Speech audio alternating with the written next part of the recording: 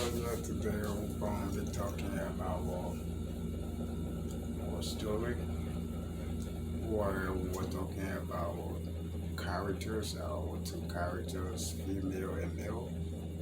One came from New Jersey and the other one came from New York. And they both met in Colombia. So today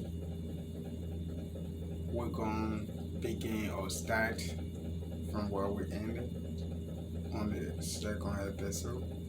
So if you're there with me today as an audience, I want you to continue from where I'm continuing from right now.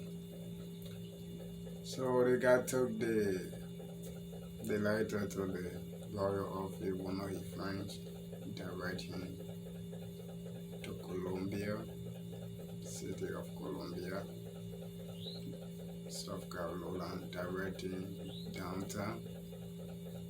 When he went, as the way a friend directing, he followed the direction and brought up with one lawyer. So when the lawyer opened the letter and read everything that was going on, some cases he never pay attention to, the lawyer told him say you have to go for probably like 2 to 3 year jail. So when the lawyer told him, he said, "Boy, I don't have nothing right now, and I just started my life. And right now, even to even go to jail and come back, how can I start with my life?" So the lawyer decided to take the case and help him out. So he went home that day. He went home. The girlfriend also came from work.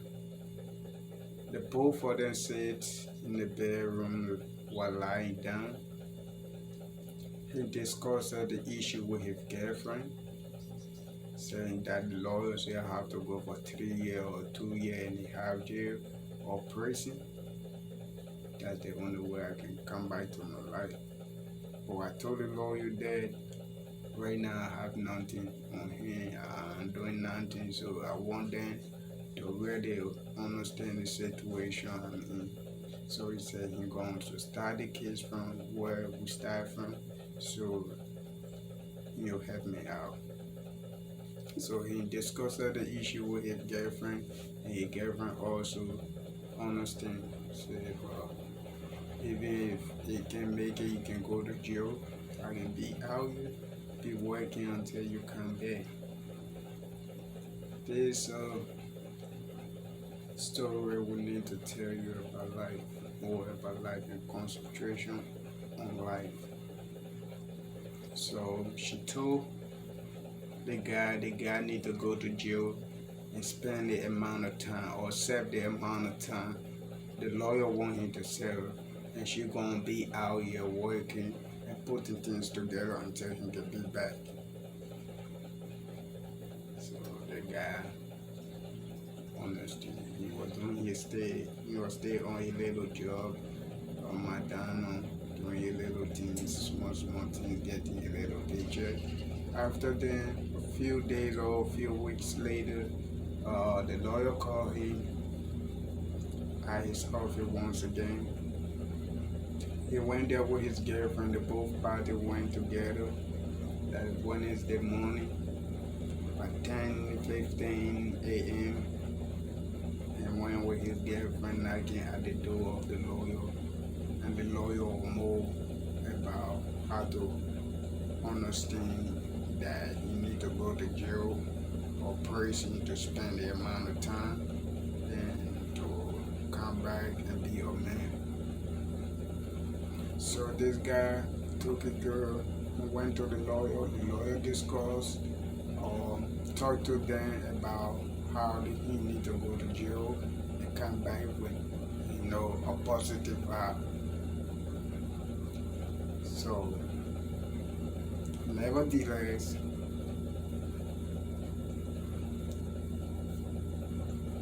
these two partners got in the car, started to have a conversation pertaining about the same matter of the lawyer. So while they were into the car talking to each other, a little argument between the both parties. You know, and it was the first argument or first conversation they ever had like that. So the both parties got little argument. So that few days the girl was not speaking to her, but she was still working and doing the same activity. So the guy decided, one day he went to work to McDonald's and decided that to get in the $6, $7 is nothing. I need to serve my time, get out of scratch and put my life together. So this is what was going on when this guy decided to do all that.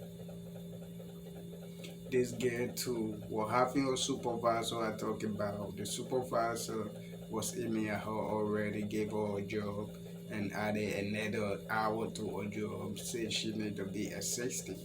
Why he even know that she got somebody home that will be waiting for her in case when job time is gone. Yeah, she coming home like that.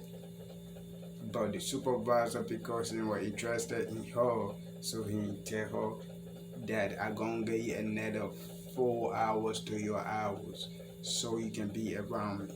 So that was the conclusion the both parties came out to at the job site. And this other two party, she and the other guy came up with a different, and you understand, different agreement. So she came from work, talked to the guy was surprised. And the guy said, oh yeah, myself, I understand the fact that I'm not getting good money and the government behind my back, so I need to go to jail and come from jail. I'll come from jail, put my life together, as the lawyer said.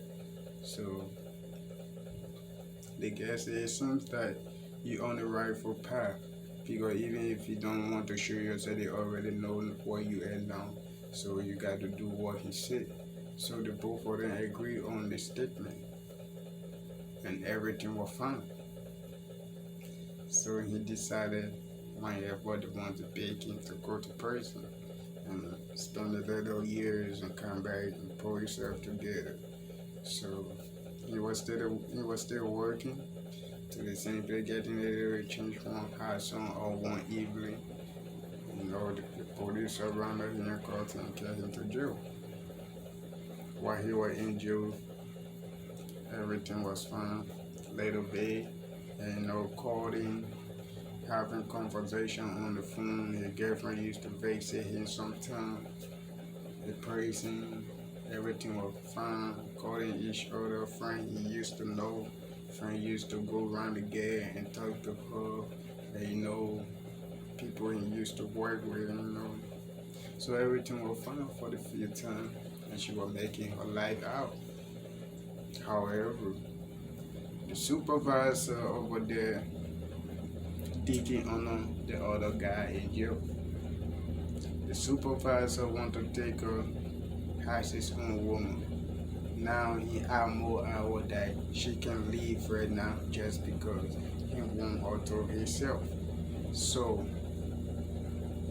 while they were understanding that other part on the other side, this guy in jail, and then little food and little finger food to be eating and sniping all those things, cutting your hair and all that stuff.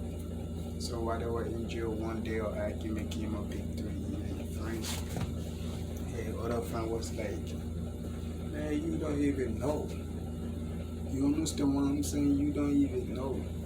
My nigga out there try to chill with your bitch, and you out here try to do. What you thinking about? You don't even know. So it got in the other guy's mind. You understand?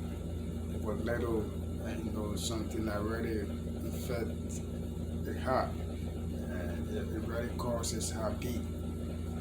So he called. Hello, yeah. He called. Called on the phone was ringing, and this guy, the supervisor, was on a different issue. And that night, she was not home. So, this episode is a broadcast episode, it's a real episode. And today, I don't want for it to go too much. I need more hours.